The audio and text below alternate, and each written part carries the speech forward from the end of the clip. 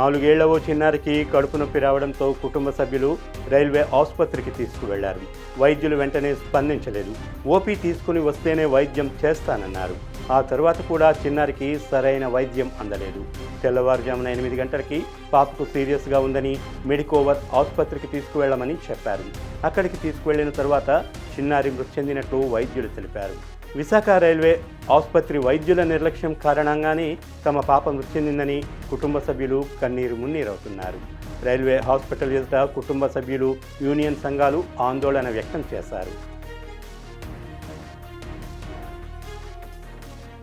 పడిపోయి వచ్చిన సంథింగ్ ఏదైనా వచ్చినా అలాగేనా అవుతుంది. వచ్చింది కాబట్టి జాయిన్ చేస్తే సార్ ఓపీ ఉంటేనే జాయిన్ చేస్తారా? మళ్ళీ ఓపీకి తీసుకెళ్లారు.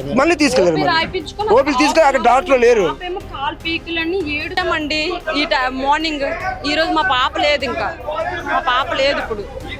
అది నిర్లక్ష్యం ఉంది, కంపల్సరీగా ఉంది. మా పాపకి యూరిన్ పాస్ అవ్వలేదు 10 సార్లు అన్నారు. యూరిన్ పాస్ అవ్వలేదు అన్నప్పుడు, వాటర్ తాగట్లేదు అన్నప్పుడు యూరిన్ పైప్ కంపల్సరీ పెట్టాలి కదా. ఇప్పుడు నాకు చిన్న ఒక్క మాట నేను మాట్లాడలేదు. ఇంకే వీళ్ళు ఓపీ అని, క్యాజువాలిటీ అని ఏదేదో మాట్లాడుతున్నాను. నేను ఏం మాట్లాడలేదు. డే అంతా యూరిన్ పాస్ చేయలేదు, మీ పాప పాస్ చేయలేదు అని అంటున్నారు. మరి తను పాస్ చేయట్లేదు, వాటర్ ఏమో తాగట్లేదు. అలాంటప్పుడు మీరు యూరిన్ ట్యూబ్ అని పెట్టాలి కదా. తన కడుపున మార్నింగ్ 9కి వచ్చాము, 9:30 వరకు ఏం లేదు.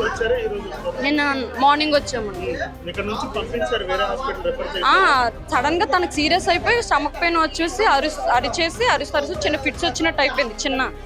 అయిపోతే వెంటనే నేను పక్క రూమ్లోకి తీసుకెళ్ళిపోతే ఎవరో వచ్చారు, ఆక్సిజన్ పెట్టారు, మెడికవర్ పంపించారు.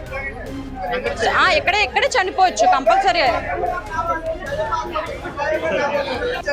రైల్వే హాస్పిటల్లో డాక్టర్స్ యొక్క నిర్లక్ష్యం వల్ల ఒక చిన్న ప్రాయంలో ఉన్న ఒక పాప మరణించడం జరిగింది.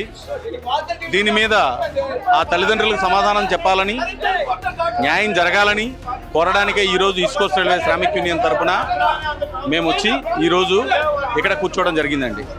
ఇప్పుడే దీని విషయమై డిఆర్ఎం గారు పిలవడం జరిగింది. వెళ్ళి మాట్లాడిన తర్వాత ఉన్నతాధికారులు ఇక్కడ పంపిస్తామన్నారు.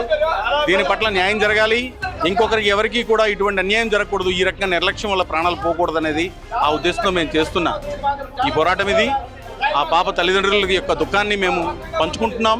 వాళ్ళ దీని తరపున రైల్వే హాస్పిటల్లో సర్వీసెస్ ఎన్నాళ్ళ నుంచో బాగోట్లేదు, సరైన వైద్య సదుపాయాలు సకాలంలో అందట్లేదు, రిఫరల్ హాస్పిటల్స్కి సకాలంలో పంపించట్లేదు, దానివల్ల చాలామందికి ప్రాణాలు పోతున్నాయి అని చెప్పి ఎప్పటి నుంచో చెప్తూ ఉన్నప్పటికీ కూడాను యాజమాన్యం నిర్లక్ష్య వైఖరిని వహిస్తుంది.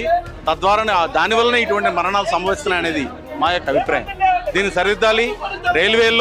రైల్వే కార్మికుడికి అందే ఏదైతే ఆరోగ్యపరమైన సహాయం ఉందో అది సకాలంలో నాణ్యతైనది అందాలి.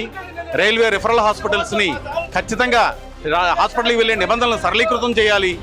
ఇన్ టైంలో మంచి వైద్యం అందే విధంగా కూడా రైల్వే ఎంప్లాయీకి అందే విధంగా అన్ని చర్యలు తీసుకోవాలని డిమాండ్ చేస్తున్నాం. Thank you.